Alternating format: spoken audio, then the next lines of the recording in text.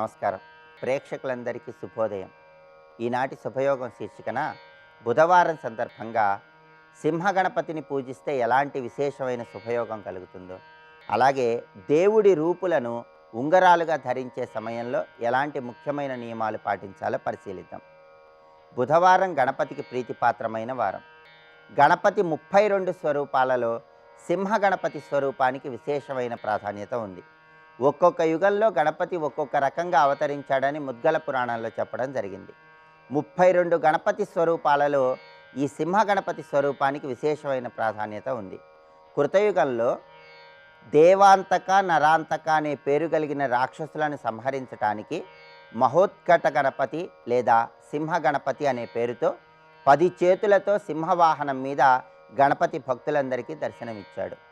సింహవాహనం మీద ఉన్న గణపతిని బుధవారం రోజు ఆరాధన చేయటం ద్వారా విశేషమైనటువంటి పరాక్రమాన్ని సిద్ధింపజేసుకోవచ్చు. వృత్తి, ఉద్యోగ, వ్యాపార రంగాల్లో చక్కటి శుభ ఫలితాలు పొందవచ్చు. అంతఃశత్రు బాధల తీవ్రతను తగ్గింపజేసుకోవచ్చు.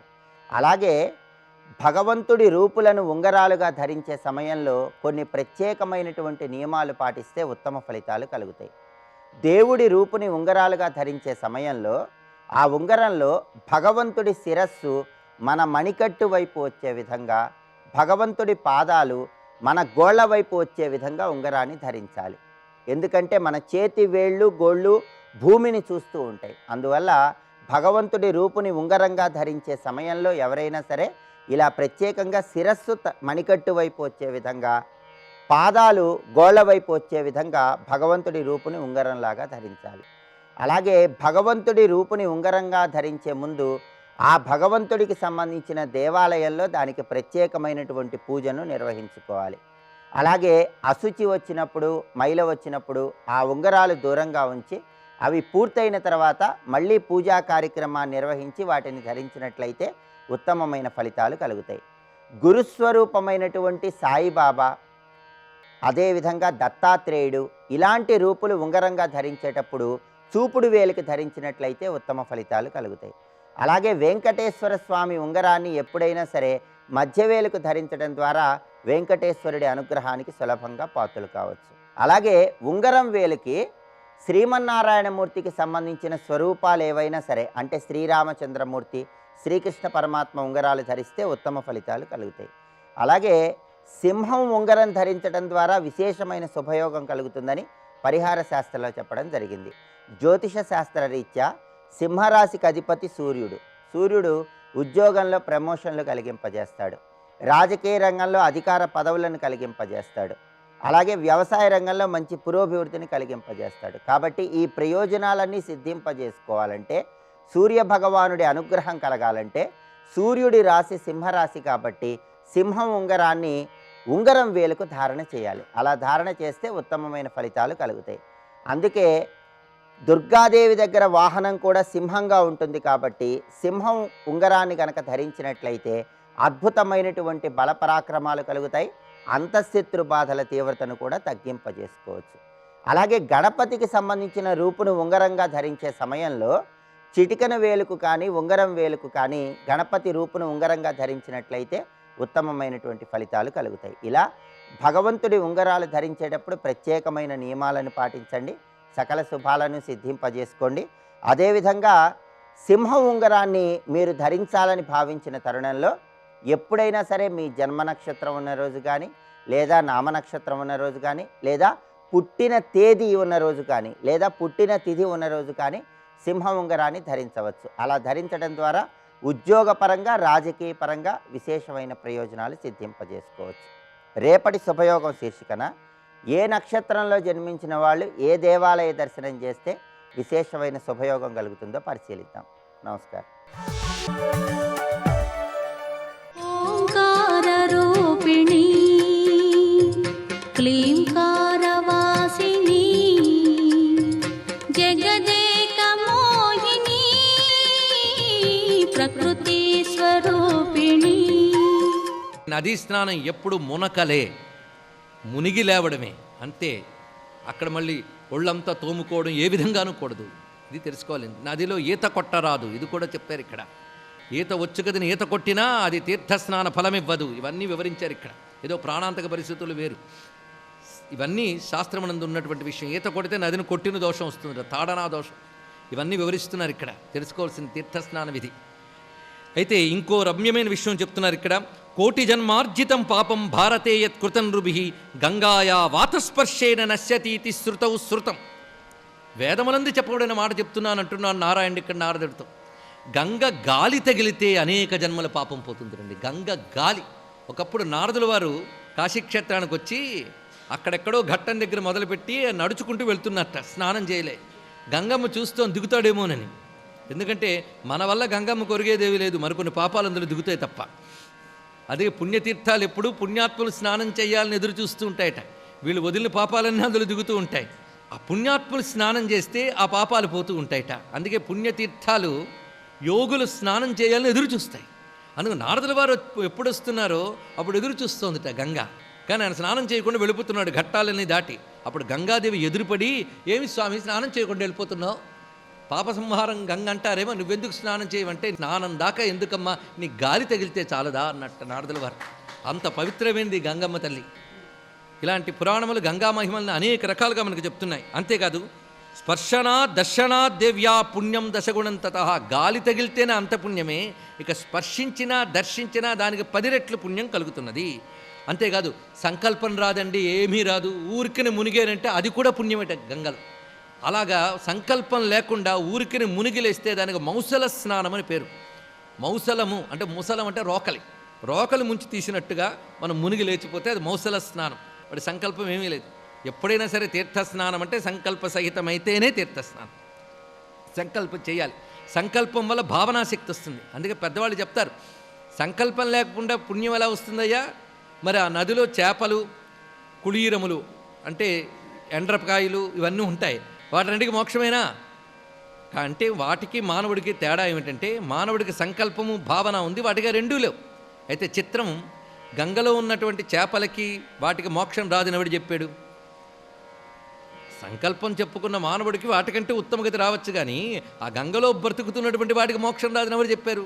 శంకర భగవత్పాల్ వారు ఒక మాట అంటారు, నీ నీటిలో తిరిగేటువంటి చేపగానో తాబేలుగానో ఉన్నా చాలమ్మా అన్నారు. సామాన్యం కాదు అక్కడ, గంగ మహిమే.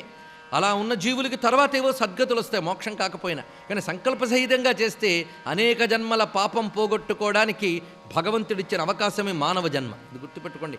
ఇతర జన్మల్లో మనం పూర్వకర్మల నుంచి బయటపడాలంటే లాభం లేదు. ఒక్క మానవ జన్మలోనే మన పూర్వకర్మల నుంచి బయటపడే అవకాశం ఉన్నది. ఇతర జంతు జన్మలను అనుభవ జన్మలు, మానవ జన్మ మాత్రమే సంస్కారం పొందడానికి యోగ్యమైన జన్మ.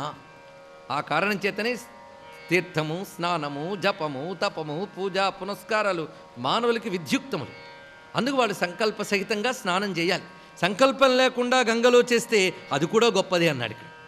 అందుకు శతకోటి జన్మ పాపం నశ్యతీతి శృతం. పైగా మహామహా పాపాల్ని, యానికానిచ పాపాని బ్రహ్మహత్యాదికాని చ జన్మ సంక్షార్జితాన్యేవా కామతోపి కృతాని చ తాని సర్వాణి నశ్యంతి మౌసల స్నానతో నృణాం. మౌసల స్నానమే ఇంత గొప్పదైతే మరి ఇంకా సంకల్ప స్నానం చెప్పడానికి ఏమున్నది? ఆ మౌసల స్నానానికి 10 రెట్లు ఫలమిస్తున్నది సంకల్పజనితమైనటువంటి స్నానం ఇది. అలా ఇక్కడ వివిధములైన అయనాల్లోనూ తిథుల్లోనూ స్నాన విధానములు చాలా చాలా వివరించారు.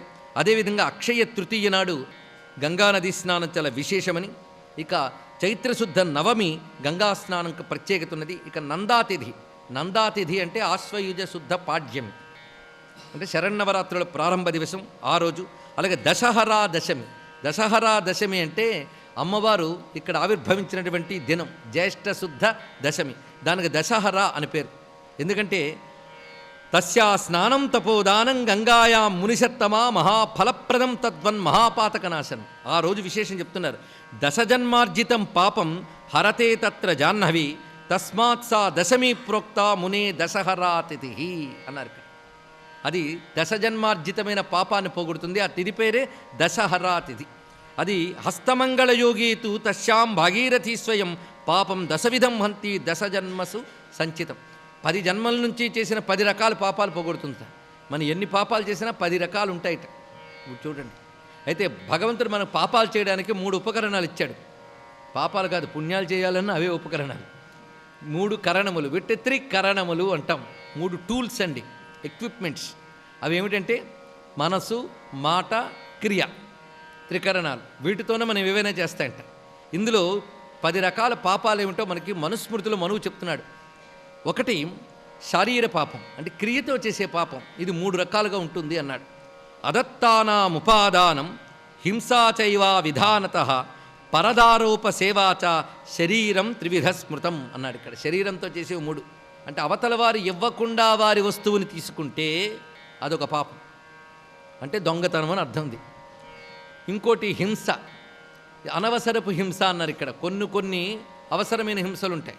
హింస అవిధానత, అశాస్త్రీయమైన హింస ఒకటి, అలాగే పరస్త్రీ వ్యామోహం ఒకటి. ఇవి శారీరకమైన పాపములు. ఇక వాగ్దోషములు 4 రకాలు. ఇంకా క్రియాపాపములు 3 చెప్పారు, వాగ్దోషములు 4. అది పారుష్యం, కరకుగా మాట్లాడటము. కరకుగా మాట్లాడరాదుట పారుష్యం. రెండవది అనృతం, అబద్ధమాడరాదు. ఒకవేళ పారుష్యము అనృతము ఈ 2 పలికితే అది వాచిక దోషం. ఇక 3వది చెప్తున్నారు పైశూన్యం. పైశూన్యం అంటే ఇతరుల గురించి చెడుగా మాట్లాడుకొనుట. సాధారణంగా 2 కలిస్తే 3వ వాడి గురించి చేసే పని అది పైశూన్యం. కొండెములు చెప్పుట, అవతల వాడి గురించి పరనింద అంటారే అది. ఇక 4వది అసంబద్ధ ప్రలాపశ్చ, సంబంధం లేని కబుర్లు, పొల్లు కబుర్లు అంటారు. ఇది ఈ 4 రకాల దోషములు వాగ్దోషములు. స్వస్తి.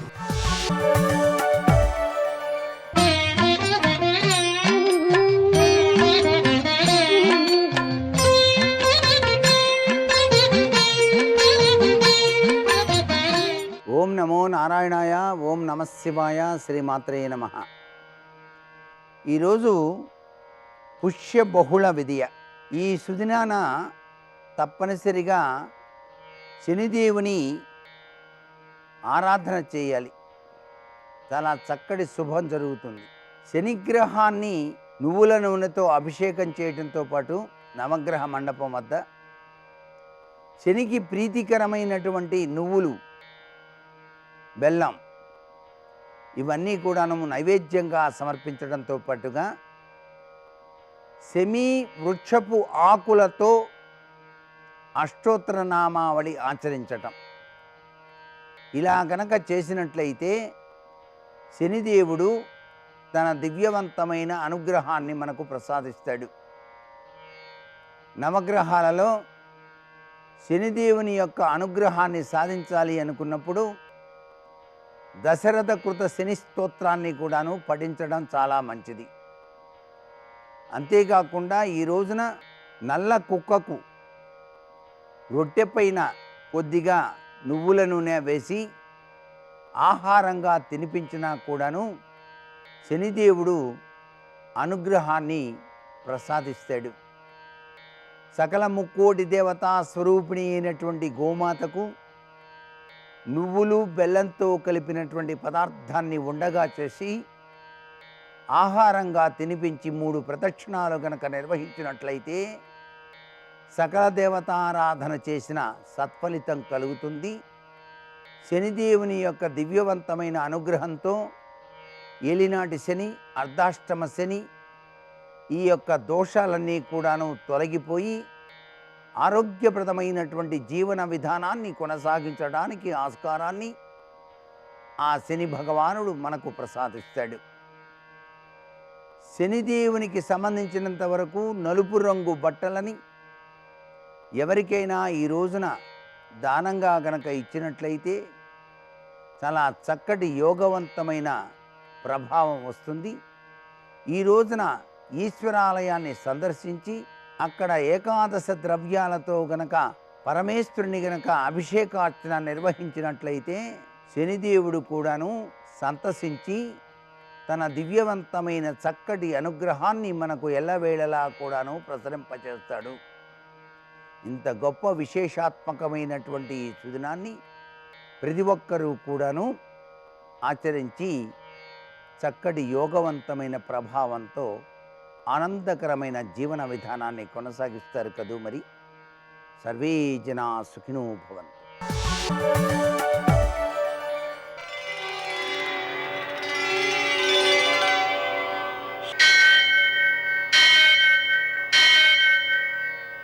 సహస్రశీరుషం దేవం విశ్వాక్షం విశ్వశంభువం విశ్వం నారాయణం దేవమక్షరం పరమం పదం విశ్వతః పరమాం నిత్యం విశ్వం నారాయణగుం హరిం విశ్వమేవేదం పురుషస్తద్విశ్వముపజీవతి పతిం విశ్వస్యాత్మేశ్వరగుం శాశ్వతగుం శివమచ్యుతం నారాయణం మహాజ్ఞేయం విశ్వాత్మానం పరాయణం.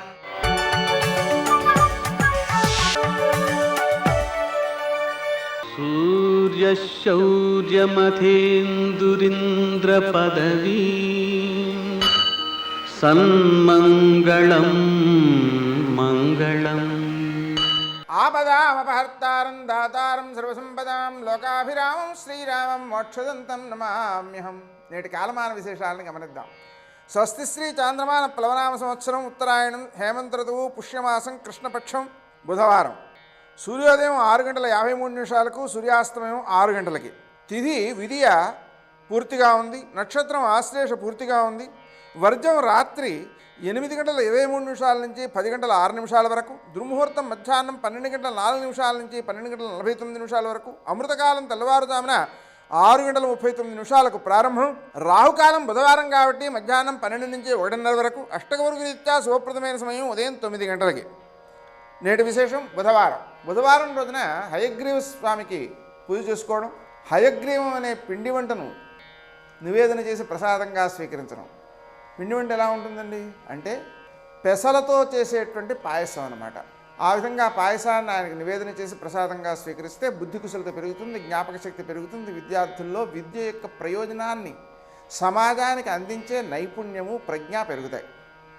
అలాగనే రామాయణంలో మొదటిసరిగా పిల్లల చేత మనం చదివించినట్లయితే వారిలో రామునిలో ఉండేటువంటి గుణగణాలు ప్రవేశించేటువంటి సదవకాశం లభిస్తుంది.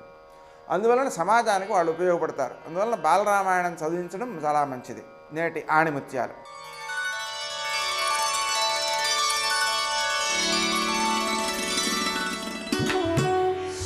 పట్టుదలతో చేసే ప్రయత్నం చివరకు విజయాన్ని ఇస్తుంది. ఏ ఒక్క రోజులో దేన్ని సాధించలేము.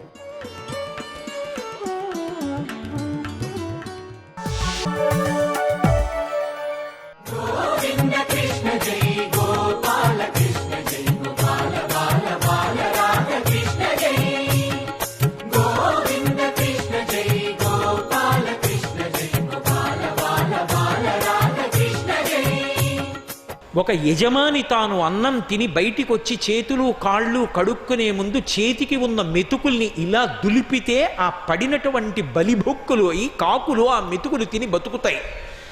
యజమాని చేతి దులిపినప్పుడు చేతి నుంచి పడిన మెతుకులు తిని బలిసిన కాకులు యజమాని తల తన్నినట్టు ఏనా తండ్రి అరణ్యంలో కూర్చుని తపస్సు చేస్తే ఆయన యొక్క తపో అనుగ్రహం చేత రాజ్యము రక్షింపబడుతోందో, రాజు దీర్ఘాయుష్మంతుడవుతున్నాడో, ఏ నా తండ్రి ఏమీ కోరకుండా ఎవరి దగ్గరికి వెళ్ళి నాకు దానం కావాలని అడగకుండా అరణ్యంలోకి వచ్చి ఒక ఆశ్రమాన్ని కట్టుకుని తపస్సు చేసుకుంటుంటే అటువంటి మహాపురుషుడి దగ్గరికి వచ్చి నమస్కరించడం పోయి సమాధి స్థితిలో ఉండగా తనకి మంచినీళ్ళు ఇవ్వలేదు అని ఆగ్రహించి మృత సర్పాన్ని నా తండ్రి మెడలో వేస్తాడా?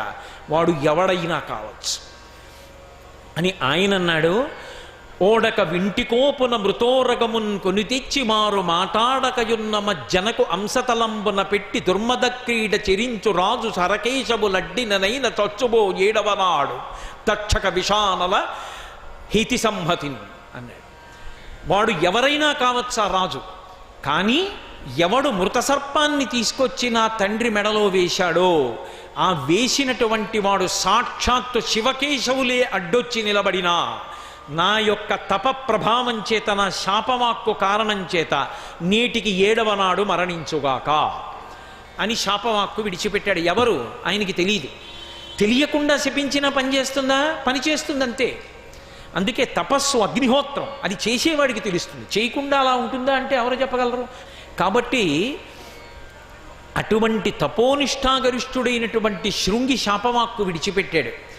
గబగబా ఆశ్రమానికి వచ్చి ఆ తండ్రి మెడలో ఉన్న పావుని ఒక పుల్ల పెట్టి తీసేసి, ఒకవేళ కొద్దిగా ప్రాణంతో ఏమైనా ఉందా నా తండ్రిని కరిచిందా, నా తండ్రికి ప్రమాదం ఏర్పడుతుందా, తండ్రి సమాధి స్థితిలో ఉండగా నీకు ఇటువంటి ఉపద్రవాన్ని తెచ్చాడే రాజు అని పెద్ద ఎలుగెత్తి కేకలు వేశాడు. బహిర్ముఖుడయ్యాడు శమీక మహర్షి. ఏమైందిరా అని అడిగాడు. తండ్రి, నీ మెడలో ఎవరో మృతసర్పం వేశాడు రాజు, ఒకవేళ అది కొనప్రాణంతో ఉండి నిన్ను కరిచిందేమోనని బెంగపెట్టుకున్నానన్నాడు. ఎవరు తన మెడలో మృతసర్పం వేశారని అంతర్ముఖత్వాన్ని పొంది చూశాడు. ఇది ఈ దేశం యొక్క గొప్పతనం. జ్యోతిష శాస్త్రమని అది వేదానికి ఉన్నటువంటి ఉపాంగాలలో ఒకటి. అది వేద పురుషునకు కంటి స్థానంలో ఉంటుంది, నేత్రస్థానంలో. నేత్రం లేదనుకోండి, దూరంగా ఉన్నది ఎలా కనపడుతుంది? కనపడదు. అలాగే జ్యోతిషం వేద పురుషుడికి కన్ను, దూరంగా రాబోయే కాలంలో జరగబోయే విషయాన్ని చెప్తుంది.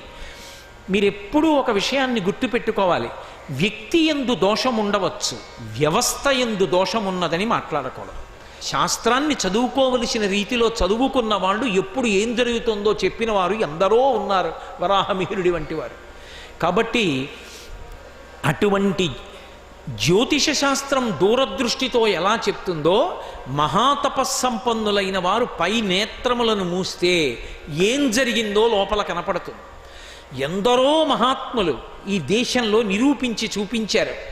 శృంగగిరి పీఠానికి ఆధిపత్యం వహించిన చంద్రశేఖర భారతీ మహాస్వామి ఒకానొకప్పుడు అంతర్ముఖత్వంలో ఉండి అకస్మాత్తుగా బయటికి వచ్చి లేఖ వ్రాసి నేపాల్ మహారాజుకు పంపించారు. ఉపద్రవంలో ఉన్నాడు, పట్టుకెళ్ళండి నా ఆశీర్వచనమని.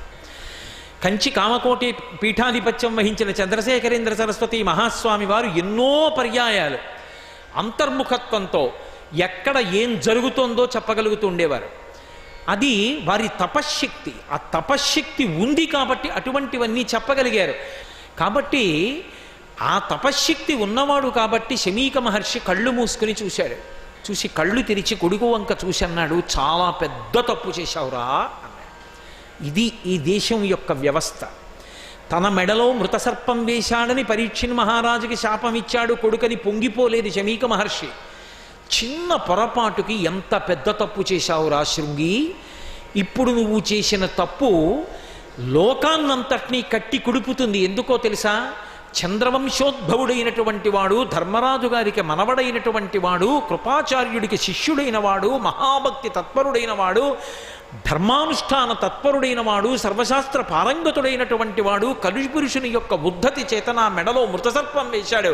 ఆ రాజు మరణించాలని శాపం ఇచ్చావే, దాని వలన ఎన్ని దుష్ప్రభావాలు వస్తాయో తెలుసా? ధార్మికుడైన రాజు లేకపోతే పాపంబు నీచేత ప్రాపించ మనకింక రాజు నశించిన రాజ్యమందు బలవంతులగు వారు బలహీనులగు వారి పశు దారా సువర్ణ హయాదులను అపహరింతురు, జార చోరాదులు విజృంభింతురు, ప్రజలకు అన్యోన్య కలహంబులతిశయిల్లు, వైదికంబయ్యున్న వర్ణాశ్రమాచార ధర్మమించుకలేక తప్పిపోవు, అందుమీద లోకులు అర్ధకామంబులంతగిలి సంచరింప, లోకమున వర్ణసంకరము కలుగు మర్కట సారమేయ కులము మేరపుత్ర. ఎంత దూరం వెళ్ళిపోతుందో తెలుసా నువ్వు చేసిన తప్పు? నీ వల్ల కలిపురుష విజృంభణం జరుగుతుంది. పాపంబు నీ చేత ప్రాపించ మనకింక రాజు నశించిన రాజ్యమందు నువ్విచ్చిన శాపం వల్ల మనకి పాపం వచ్చిందిరా. చాలా తేలిక, నువ్వు శాపం ఇచ్చావు పడిపోతాడు పరీక్షిత్. ఇప్పుడు అటువంటి రాజు ఎక్కడుంటాడు? పరీక్షిన్ మహారాజు గారి లాంటి బలవంతుడైనటువంటి రాజు పరిపాలనాంశలో కూర్చోకపోతే, రాజ్యాన్ని పరిపాలన చేయకపోతే, బలవంతులైనటువంటి వారు బలహీనులైనటువంటి వారి యొక్క పశు సంపదని, బంగారాన్ని, ధనాన్ని కూడా ఎత్తుకుపోతారా? లోకంలో జారులు చోరులు పెరిగిపోతారు. అక్కర్లేని కారణాలకి, ప్రతి కారణానికి ప్రజలు దెబ్బలాడుకోవడం అనేటటువంటిది ఎక్కువైపోతుంది. ప్రజలకు అన్యోన్య కలహంబులతిశయిల్లు, దెబ్బలాటలు ఎక్కువైపోతాయి. దానికి తోడు వైదికంబయ్యున్న వర్ణాశ్రమాచార ధర్మమించుకలేక తప్పిపోవు. వైదికమైనటువంటి ధర్మం అంతా కూడా లుప్తమైపోతుంది. వర్ణము ఆశ్రమముని ఆశ్రయించి ధర్మం నడవదు. అలా నడవనటువంటి కారణం చేత లోకం ఎలా తయారవుతుంది అంటే, అసలు వివాహ వ్యవస్థ చిన్నమైపోయి అదంతా కూడా భిన్నమైపోయి దాని యందు నియమం తప్పిపోయి స్త్రీ పురుషులు ఒకరితో ఒకరు కూడడానికి పెద్దలు నిర్ణయించాలన్న వ్యవస్థ నశించిపోయిన కారణం చేత లోకమంతా ధర్మం తప్పిపోతుందిరా, సనాతన ధర్మమే ప్రశ్నార్థకమైపోతుంది. ఎంత పొరపాటు చేశావురా, అటువంటి మహానుభావుణ్ణి శపించావా శృంగి? చేసిన తప్పు దిద్దుకోలేము, ఉపసంహారం కుదరదు. కనీసం పరీక్షిత్తుకి కబురు చెయ్యి. పరీక్షిత్తుకి కబురు చేశారు. శృంగి శాపం ఇచ్చాడు, 7 రోజులలో మరణిస్తున్నావు, నేటికి 7 రోజులలో. వెంటనే పరీక్షిత్ ఆలోచించాడు, శృంగి శాపం ఇచ్చాడంటే అందులో తప్పే ఉంది, దోషం నాది. నేను అలా ప్రవర్తించి ఉండకుండా ఉంటే శృంగి నన్ను శపించేవాడు కాదు. కలిపురుషుని యొక్క ఉద్ధతి చేత నేను అలా ప్రవర్తించాను. సర్వం శ్రీ ఉమామహేశ్వర పరబ్రహ్మార్పణమస్తు. స్వస్తి.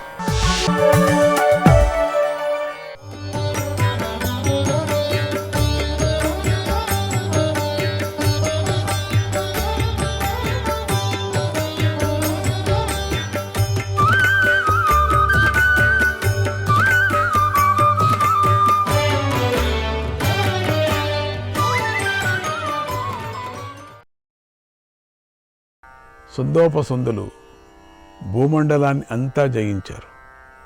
ముల్లోకాలను వశం చేసుకున్నారు. తమ కోరిక తీర్చుకున్నారు. ఆ లోకకంటకులు దేవతలు, గంధర్వులు, యక్షులు, నాగులు, రాక్షసులు మానవులను పీడించారు, హింసించారు. వారి నుండి రత్నాలను అపహరించి సంతోషించారు.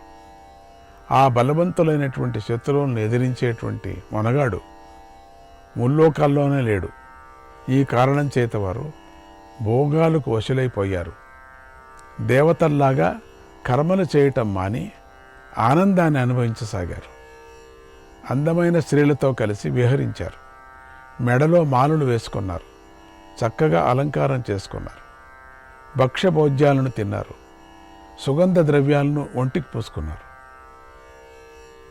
పైన కూడా చల్లుకున్నారు. మనస్సుకు కావలసిన ఆనందాన్ని అనుభవించారు. మనస్సుకు నచ్చిన ప్రదేశాల్లో దేవతలలాగా విహరించారు. ఒకనాడు సుందోపసుందులు వింధ్యాపర్వతం మీద విహరించాలని వెళ్ళారు.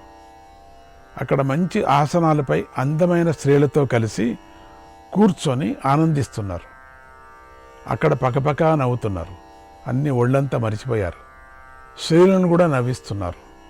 వారి ఎదుట కొంతమంది స్త్రీలు మధురంగా పాటలు పాడుతున్నారు. మరికొంతమంది స్త్రీలు చక్కగా నాట్యం చేస్తున్నారు. చక్రవర్తులు కదా వీళ్ళు. ఇంకొక మంది వారిని కొంతమంది స్తుతిస్తున్నారు. సరిగ్గా ఆ సమయంలో అక్కడికి తిలోత్తమ వచ్చింది. ఆమె ఎర్రటి వస్త్రం ధరించింది. పూలు కోస్తూ వారికి కనిపించింది. తన రూపంతో ఆమె వారిని పిచ్చివారిని చేసేసింది. ఆమె పూలు కోస్తూ సుందోపసుందులు ఉన్నటువంటి ప్రదేశానికి అతి దగ్గరగా వచ్చింది. అక్కడ కరవీర పుష్పాలు కోయసాగింది. అప్పటికే వారిద్దరూ మధువును బాగా సేవించున్నారు. ఆ మదంతో వారి కన్నులు పైకెక్కి ఉన్నాయి. ఆ సమయంలో కొత్తగా తమ వద్దకు వచ్చినటువంటి అందాల రాశిని చూసేసరికి వారి మనస్సు పీడించింది. కాముడు వారిని బాధించాడు. ఆమెను పొందాలనే కోరికను వారిలో రగిలించాడు. వెంటనే వారు ఆసనాల నుండి విసురుగా పైకి లేచారు. సుందుడు తిలోత్తమ కుడి చేతిని పట్టుకున్నాడు. ఉపసుందుడు ఆమె ఎడమ చేతిని పట్టుకున్నాడు. అన్ని పనుల్లోనూ కలిసి ఉన్నారు కదా, ఇలా తిలోత్తమ చేతిని పట్టుకోవటంలో కూడా కలిసే పట్టుకున్నారు. ఒకే సమయంలో పట్టుకున్నారు. ఇది కూడా ఏకకాలంలో జరిగిపోయింది. అసలే వారు వరగర్వంతో ఉన్నారు. అమిత బలవంతులై ఉన్నారు. ఆపై ధనం, రత్నాలు, సురాపానం వల్ల మదమత్తులై ఉన్నారు. ఇలా ఉన్న వారికెప్పుడు కాముడు కూడా తోడయ్యాడు. ఇద్దరినీ తనకు వశం చేసుకున్నాడు. అంటే ఆ సుందోపసుందులు ఈ తిలోత్తమను చూసి చూపును తిప్పుకోలేకపోయారు. కాముడి ప్రభావం వల్ల తిలోత్తమ ఇద్దరికీ కావలసి అనిపించింది. ఒకరికొకరు కోపంగా చూసుకున్నారు. ఎర్రటి కళ్ళతో చూసుకుంటూ బెదిరించుకున్నారు. తిలోత్తమ ఇది గమనించి తనకు అప్పగించిన కార్యాన్ని పూర్తి చేయాలనుకుంది. ప్రారంభమైపోయింది ఇద్దరికి కూడా. కుడికంటి చివరల నుండి సుందుణ్ణి చూసి వశం చేసుకుంది. ఎడమ కంటి చివరి నుండి ఉపసందుణ్ణి చూసి లొంగ తీసుకుంది. వశం చేసుకుంది, లొంగ తీసుకుంది, అంతే. వారు మోహితులైపోయారు. మద కామాలు వారిని ఆవేశించాయి. అంతవరకు ఒకే మాట ఒకే బాటగా నడిచినటువంటి ఆ అపూర్వ సోదరులకు మొట్టమొదటిసారిగా మాటలలో తేడా వచ్చింది. కోపించి ఒకరితో ఒకరు ఇలా మాట్లాడుకున్నారు. మమ భార్య తవ గురుః ఇతి సుందోభ్యభాషత. మమ భార్య తవ గురుః ఇతి సుందోభ్యభాషత. మమ భార్య తవ వధూః మమ భార్య తవ వధూః ఉపసుందోభ్య భాషత. సుందుడు ఉపసందుడితో, ఈమె నాకు భార్య అవుతుంది గనుక నీకు తల్లితో సమానం అన్నాడు, జాగ్రత్త అన్నాడు. ఉపసందుడు సుందుడితో చెప్తున్నాడు, ఈమె నాకు భార్య అవుతుంది, నీకు కోడలితో సమానం, నువ్వు మర్చిపో అన్నాడు. ఇలా వారి మధ్యలో మాటలు పెరిగాయి. ఈమె నాదంటే నాది అని, నీది కాదంటే నీది కాదని అరుచుకున్నారు. మోహంలో పడిపోవటంతో వారిలో స్నేహం, మంచి భావం నశించిపోయాయి. ఇక ఈ విషయం మాటలతో తేలలేదు కూడా, కొట్టుకోవటం దగ్గరకు వచ్చింది. ఈమె నాకే కావాలని కోరికతో ఇద్దరు గదలు పట్టుకున్నారు, ఒకరినొకరు కొట్టుకున్నారు. చూరు ప్రారంభమైపోయింది, అంతే. ఆ గదల దెబ్బలకు ఇద్దరు కూడా నేల కూలారు. వాళ్ళ దెబ్బలకే కూలి ప్రాణాలు విడిచి పరలోకానికి చేరారు. ఆ సుందోపసుందుల శరీరాలు రక్తంతో తడిసిపోయాయి, అంతగా కొట్టుకున్నారట. అప్పుడు వారు ఆకాశం నుండి జారిపడ్డ ఇద్దరు సూర్యుల్లాగా ప్రకాశించారు. ఇది వేరే, వీళ్ళంతా జోరుగా ఉన్నారట. దీన్ని ఎందుకు వివరించారో తెలీదు. వారు మరణించటాన్ని చూసి స్త్రీలు, రాక్షసులు ఎంత భయపడిపోయారు, పాతాళానికి పారిపోయారు. మరణించటం చూసే భయపడ్డారట. వారు మరణించటంతో బ్రహ్మదేవుడు ఎంతో సంతోషించాడు.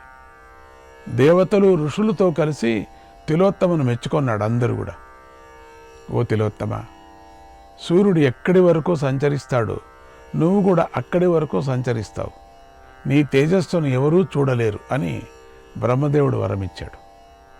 తర్వాత బ్రహ్మదేవుడు ముల్లోక రాజ్యాన్ని ఇంద్రుడికి అప్పగించి, తీసుకోవయ్యా, పెరికి పందలాగా ఎప్పుడూ పరిగెత్తిపోతూ ఉంటావు, ఏమి ఇంద్రుడో ఏమిటో అని ఇంద్రుడికి రాజ్యాన్ని ఇచ్చాడు.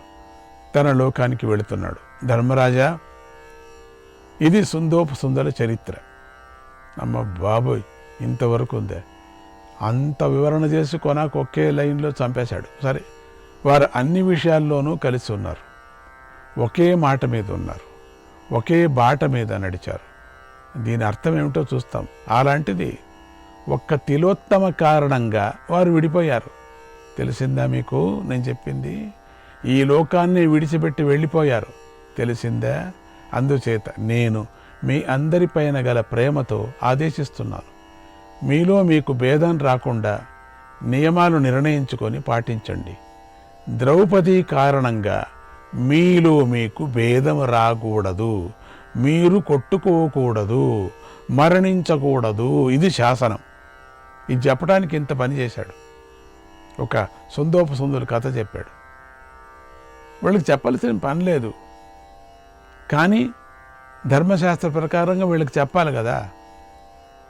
జాగ్రత్త, మీరు కొట్టుకోకూడదు, ఈ ద్రౌపది నుంచి మీరు కొట్టుకోకూడదు. సుందోపసుందులు చేసినట్టుగా 5 కొట్టుకుంటే గతే ఉంది, అంతా మహాభారతం జరగదు ముందుకి. అందుకని జాగ్రత్తగా మీరు చూసుకొని ఉండండి, మీకు శుభం జరుగుగాక అన్నాడు. వెంటనే ధర్మరాజు నారద మహర్షి ఎదురుగా ఒక నియమాన్ని ఇలా చెప్పాడు. సోదరులారా, మన 5 భవనాల్లోనూ ద్రౌపదీదేవి ఒక్కొక్క సంవత్సరం నివసిస్తుంది. ఏకాంతంలో ద్రౌపదితో కలిసి ఉన్నవాడిని ఇంకొక సోదరుడు చూడకూడదు. ఇది నియమం. ఆ ద్రౌపది ఎక్కడ ఉంటుందో ఆ 1 సంవత్సరం ఉంటుంది ఒక భవనంలో. ఆ సమయంలో ద్రౌపదిని 1 సంవత్సరం చూడకూడదు. మనం చూసుకుందాం, అది లేదని కాదు, ద్రౌపదిని చూడకూడదు. ఈ నియమాన్ని ఉల్లంఘించి వాడు 12 సంవత్సరాలు వనవాసం చేయాలి ఉల్లంఘిస్తే అని తెలిపాడు. ఆ నియమాన్ని విని నారద మహర్షి సంతోషించాడు, వారిని ఆశీర్వదించి వెళ్ళిపోయాడు. అంటే ఇది నారద మహర్షి ప్రేరణ చేత మహర్షి ఎదురుగానే పాండవులు ఏర్పాటు చేసుకున్నటువంటి ఒక నియమం. అది ధర్మరాజు చెప్తే ఇంకా కాదనరు నలుగురు కూడా. కనుక వారిలో ద్రౌపది కారణంగా మాటల్లోనూ భేదం రాలేదు, చేష్టలలోనూ భేదం రాలేదు, గొడవలు రాలేదు. పంచపాండవుల్లో ఎవరికి ఏ విధంగానూ శత్రుత్వం ఏర్పడలేదు. ఇది ద్రౌపది పాండవుల సంసార జీవితమని జనమేజయుడి సంశయాన్ని వైశంపాయన మహర్షి తొలగించాడు. ఆయనకు ఉండింది కదా 5 మందితో ఎట్లా ఉంది అంటే ఇట్లా, ఇంత కథ చెప్పాల్సి వచ్చింది. అబ్బా, లేకపోతే ఒప్పుకోడు ఈయన, ఇంకో కథ పెడతాడు. అందుకని శ్రీకృష్ణాయ పరమాత్మనే నమః. ఇంతటితో విదురాగమన రాజ్యాలంబ పర్వము సమాప్తమవుతున్నది. 212 ఈ అధ్యాయంలో 212వ అధ్యాయం. పాండవులు నారద మహర్షి ఎదుట తాము పెట్టుకున్న నియమాన్ని మీరకుండా సంసార జీవితాన్ని సంతోషంగా గడపసాగారు. ఒక్కొక్క సంవత్సరం ఒక్కొక్కరి దగ్గర. అదిగాక ఈవిడ ఒక్కొక్కరికి ఒక్కొక్క దేవతలాగా కనపడుతుందట. వీళ్ళకి కనపడినట్టుగా వాళ్ళకి కనపడదు, వాళ్ళకి కనపడినట్టుగా వాళ్ళకి కనపడదు. అసలు ద్రౌపదిన ఈ ఇంటికి వెళ్ళింది అనిపించాలి, అట్లా కనపడుతుందట. వాళ్ళకి మాత్రమే కనపడుతుంది. ఆ సంవత్సరం అంతా వాళ్ళకి మాత్రమే ఆ రూపంలో కనపడుతుంది. ఒక్కవేళ పొరపాటున ఏమైనా చూసినా కూడా ఆ ద్రౌపదినే కాదు కదా, అందుకని యోచన లేదు, ఎవరు చెప్పాల్సిన పని లేదు. చూసావు నువ్వు వనవాసానికి వెళ్ళిపో అనటానికి వీల్లేదు. అందుకని ద్రౌపదినే కాదు, ఎవరో ఇంకొక ఆవిడలాగా కనపడేది అంతే. ఆ విధంగా సుఖంగా ఉన్నారట. ఇంద్రప్రస్థంలో భోగాలను అనుభవిస్తూ సుఖంగా జీవించారు. తమ పరాక్రమంతో రాజులందరినీ తమ వశంలో ఉంచుకున్నారు. అన్ని రాజులు కూడా, రాజులంతా కప్పకాణి కట్టేటట్టుగా చేసుకున్నారు. ద్రౌపది పాండవుల మాటను పాటించింది, వారి మనస్సును తెలుసుకొని నడుచుకుంది. వారు కూడా ద్రౌపది పట్ల అంతే ప్రేమను కలిగి ఉన్నారు కూడా. ధర్మంగా జీవిస్తూ సంతోషంగా జీవించసాగారు. ఒకనాడు ఒక బ్రాహ్మణుడి గోవులను కొంతమంది దొంగలు అపహరించుకొని పారిపోయారు. అందుకు బ్రాహ్మణుడు ఎంతో బాధపడ్డాడు, కోపించాడు. ఖాండవ ప్రస్థానికి వచ్చి పాండవుల వద్ద ఇలా మొరపెట్టుకున్నాడు, అయ్యలారా, మా గ్రామంలో కొంతమంది నీచులు, క్రూరులు, పాపాత్ములైనటువంటి దొంగలు ఉన్నారు. వారు నా గోవులను అపహరించారు. వారి నుండి నా గోవులను రక్షించండి, నా గోవులను నాకు ఇప్పించండి, మిమ్మల్ని సహాయం చేయమని కోరుతున్నాను. బ్రాహ్మడి హవిస్సును కాకులు దొంగిలించినట్లుగా పెద్ద పులి లేని గుహను నీచమైనటువంటి నక్క ఆక్రమించినట్లుగా నా గోవులు అనే ధనాన్ని దొంగలు దోచుకున్నారు. బ్రాహ్మడికి గోవులే కదా ధనం. పెద్ద పులి లేనప్పుడు నక్కలు వచ్చేసి చేరుకున్నాయట పెద్ద పులి గుహలు. మాది మాది అన్నట్టు. పెద్ద పులి వస్తే అంతే, ఇంకా అట్లయిపోయింది మా పరిస్థితి. అరక్షితారం రాజానం బలిష్వడ్భాగ హారిణం తమాహు సర్వలోకస్య సమగ్రం పాపచారిణం సమగ్రం పాపచారిణం. ఈ రాజు ప్రజల సంపాదనలో 6వ భాగాన్ని పన్నుగా గ్రహించి ప్రజారక్షణ కోసం ఎలాంటి వ్యవస్థను చేయకుండా ఉంటాడో ఆ రాజును సమస్త లోకాలు పాపిష్ఠుడిని దూషిస్తాయి. నా గోవులను దొంగలు దొంగిలించారు. అవి లేకపోతే నేను ధర్మకార్యాలను చేయలేను. నేను వాటిపైనే ఆధారపడి ఉన్నాను. నా బాధను అర్థం చేసుకోండి. నా దుఃఖాన్ని తొలగించండి, ఆయుధాలను ధరించండి, నా గోవులను నాకు ఇప్పించండి అని వేడుకున్నాడు. వెంటనే మాకు సహాయం చేయండి అని. అప్పుడు వెంటనే అర్జునుడు ఆ బ్రాహ్మణుడి వద్దకు వచ్చి, అయ్యా భయపడకండి, దుఃఖించకండి, మీ గోవులను నేను తెచ్చి ఇస్తాను అని ఆయుధాలు ఉన్నటువంటి ఒక గది వైపుకు వెళ్ళాడు. అక్కడ ధర్మరాజు ద్రౌపదితో ఏకాంతంగా ఉన్నాడు. అర్జునుడు ద్వారం వద్దకు వచ్చి లోపలికి వెళ్ళాలా వద్దా అని సందేహించాడు. ఒక పక్క బ్రాహ్మణి దుఃఖాన్ని తలుచుకున్నాడు. ఉన్నట్టు బయలుదేరాలి, బ్రాహ్మణ్ణి రక్షించాలా.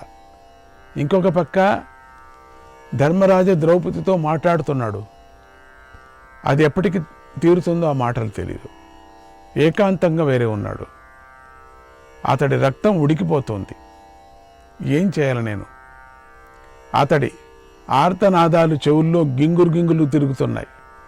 ఆ బ్రాహ్మణుడు పెట్టుకున్నటువంటి మొర. మరోపక్క తాము పెట్టుకున్న నియమం అడ్డొచ్చింది. నియమం పెట్టుకున్నాడు కదా, ఒక్కవేళ నా భవనంలో ఎవరైనా ప్రవేశిస్తే వెళ్ళిపోవాలి వాళ్ళ అరణ్యానికని. అర్జునుడు సంకటంలో పడ్డాడు. అంతలోనే ఇలా ఆలోచించుకొని ఒక నిర్ణయానికి వచ్చాడు. అతడి గోధనాన్ని దొంగలు అపహరించారు. ఎక్కడి నుంచో దానం తీసుకొచ్చాడు పాపం, అది ఇప్పుడు అపహరించారు. నాకిప్పుడు ఆయన కన్నీరు తుడవటమే ముఖ్యం, కానీ నా నియమాన్ని పాటించడం ముఖ్యం కాదు. బ్రాహ్మణుడు రాజద్వారం వద్దని విలపిస్తున్నాడు. ఆయనను నేడు రక్షించాలి, లేకపోతే ఆర్తరక్షణ ధర్మభంగం అవుతుంది. రాజులు అనిపించుకున్న వాళ్ళు ఎందుకు? ప్రజల కోసమే కదా ఉండాల. ఆ పాపం రాజుకు చుట్టుకుంటుంది, మా అన్నకు చుట్టుకుంటుంది, రాజుగారికి. అదిగాక మేమందరం కలిసి ఆర్తుడిని రక్షించకపోతే ధర్మాన్ని పాటించటంలో అశ్రద్ధ వహిస్తున్నారు అనేటువంటి అపకీర్తి వస్తుంది. మేము ముందో ఉపాధి ప్రతిజ్ఞ చేసుకున్నాం కదా, రక్షించాలా జనాన్ని. రక్షించకపోయినా రాజు, ఆ రాజు ఎవరుంటే ధర్మరాయనే. లేక లోపలికి వెళితే ఇప్పుడు అదే రాజు, ఆ రాజు ఈ రాజే. అట్లా వెళ్ళకపోయినా రాజ్యం రక్షించట లేనటువంటి అపకీర్తి వస్తుంది. నేను ఇంకా వెళ్ళకపోతే ఇంకొక అపకీర్తి అంటే బ్రాహ్మణ్ణి రక్షించలేదని. ఎంత తాపత్రయం! గదిలోకి వెళితే నేను చేసినటువంటి ప్రతిజ్ఞ వ్యర్థమైపోతుంది. నారదుడి ముందు ప్రతిజ్ఞ చేశాం కదా, ఒకరు గదిలో ద్రౌపది ఉన్నప్పుడు ఇంకొకరు వెళ్ళకూడదని. నేను వనవాసం చేయవలసి వస్తుంది కదా, పోనీ రాజును తిరస్కరించినట్లు అవుతుంది కదా. ఏంటి? వెళ్ళకపోయినా రాజును తిరస్కరించినట్లు, వెళ్ళినా రాజును తిరస్కరించినట్లు అవుతుంది. అపకీర్తి. నాకు అపకీర్తి వస్తున్నా పర్వాలేదు, కానీ రాజ్యానికి రాకూడదు అపకీర్తి. బ్రాహ్మణ్ణి రక్షించాల. న్యాయసమ్మతంగా యోచన చేశాడు. నా మాటలకు విలువ ఉండదు కదా అని, అవి నమ్మశక్యం కానివి అవుతాయి కదా, అయినా పర్వాలేదు అని ఒక నిర్ణయానికి వచ్చాడు. అధర్మో వై మహానస్తు వనేవా మరణం మమ శరీరస్య వినాశేన ధర్మయేవ విశిష్యతే. రాజు తిరస్కరించటం చేత నియమం భంగమై అధర్మ దోషం కలుగుతుంది, లేదా వనంలో మృత్యువు సంభవిస్తుంది. అంతే కదా. నేను నా శరీరాన్ని లెక్క చేయను. శరీర నాశనం కంటే గో బ్రాహ్మణ రక్షణ, ధర్మాన్ని రక్షించటమే మంచిది. శ్రీకృష్ణాయ పరమాత్మనే నమః.